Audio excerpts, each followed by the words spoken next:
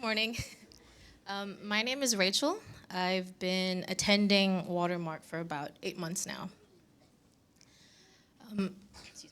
I was raised in a Roman Catholic household where church was simply a Sunday tradition, something we did without truly understanding why. I had no concept of what faith meant or what a relationship with God looked like. I didn't even know the difference between what being Catholic or being a Christian was. And honestly, I didn't believe in God. I also struggled with judgment towards people who say they believe in God. I witnessed people at church back then insisting on following the commandments and never missing Sunday Mass. Yet they would gossip and live life as if none of it truly mattered. That hypocrisy actually bothered me. As I grew older and had my own family, I lived without any spiritual foundation. And I started feeling depressed, especially during the pandemic. Over time, I became drawn to mindfulness, philosophy, and ethical living. At one point, I even considered converting to Buddhism. I felt like something was missing in my life. As the oldest of three girls, I was raised by a former policeman in Manila. So my father was a disciplinarian.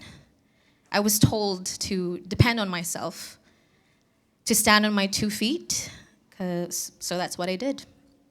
I relied only on myself and my feelings. I believed I had to pull myself together when things fell apart and made sure life went exactly as I planned. But nobody told me that self-reliance was a lonely road. It felt empty. No amount of self-improvement books could have fixed that. I was lost, angry, and often prideful, which caused conflicts within my family circle. My marriage felt disconnected. I wasn't content because I was always comparing myself to other couples. It never matched the picture I had in my head of what marriage should be and what it looked like. Until one day, my brother-in-law, David, thank you, invited us to church. He was already attending Watermark at that time. That was the first time I attended Watermark. That was actually the last day at Ebenezer's, right before the big move here at Viva Place. That day, I remember Niels preaching about the tax collector and the Pharisee, how God's mercy is for those who recognize their brokenness, not for those who pretend to be perfect. For some reason, that hit me. Not sure how, but I was curious. So I kept coming back. After a month, I found myself wrestling with everything I thought I had known. Then one Sunday, I decided to take a shower. No, sorry. One Sunday, sorry. When, when I got home, I remember feeling really angry and overwhelmed. So I decided to take a shower, thinking that it could clear my head. But instead, I found myself challenging God and sobbing uncontrollably. I thought I was losing my mind.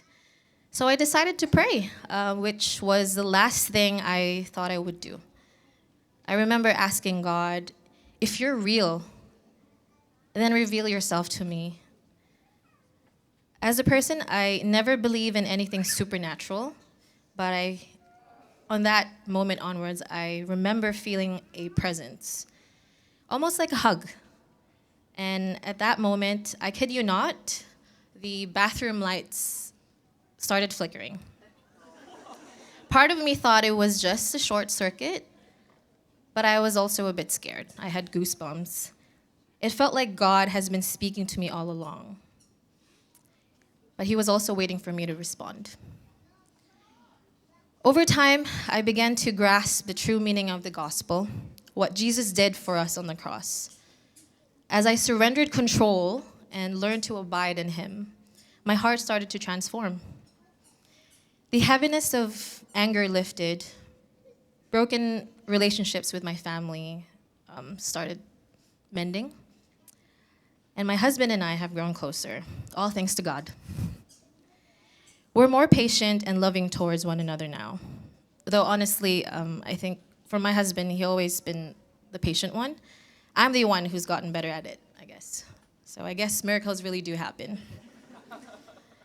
Ephesians 2:8-10 says, "For by grace you have been saved through faith, and this is not your own doing.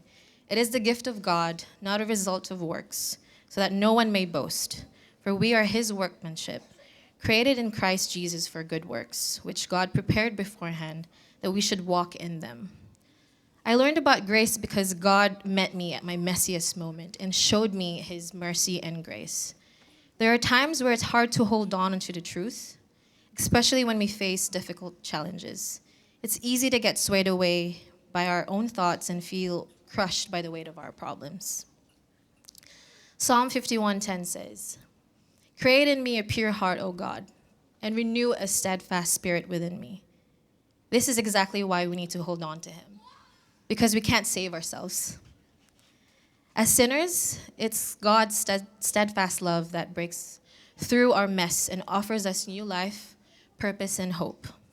It reminds us that salvation is a gift, not something we can earn, and that God has a purpose for each of us. Thank you. Amazing.